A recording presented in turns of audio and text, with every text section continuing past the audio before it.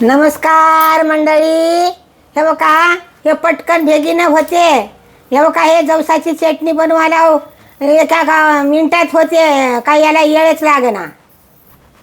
शरीराला पण चांगली असते. हे बघा, हे जवस घेतला एवढं, याला खरबूज भाजावं लागते. चुटू चुटू चुटू चुटू उडते. आणि हे बघा, इथे एवढ्या लसूण सोलून घेतलाय. हे बघा, एवढे कढीपत्ता हे धुवून घेतलाय.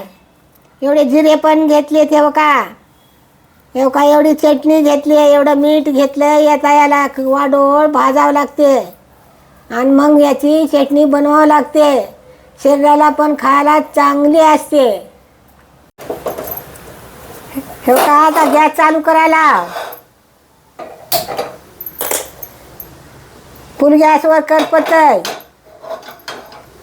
मग भाजावं लागते याला.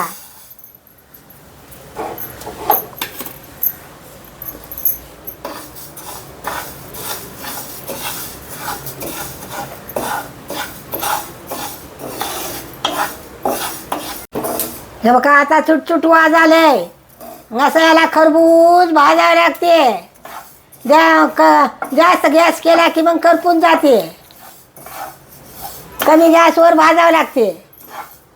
हे बघा, हे भाजणं झालं. हे बघा, बंद करायला गॅस. हे बघा, हे बघा, गॅस चालू करायला.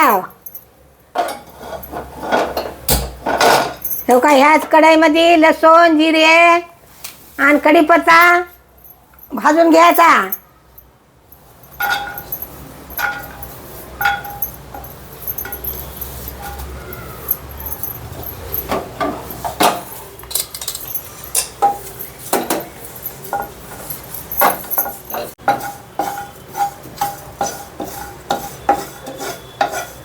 तो काय याला खाली वरी करून घेतला. आता गॅस बंद करायचा आहे. आता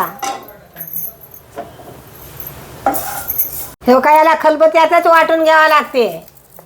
सामान्य समज आणि जाड जाडच राहते.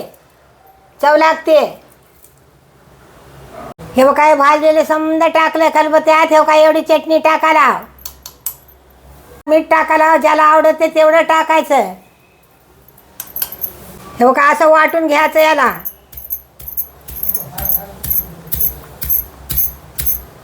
हे काय वाटत वाटत आली. आता भरायच्या बांधत आली. आता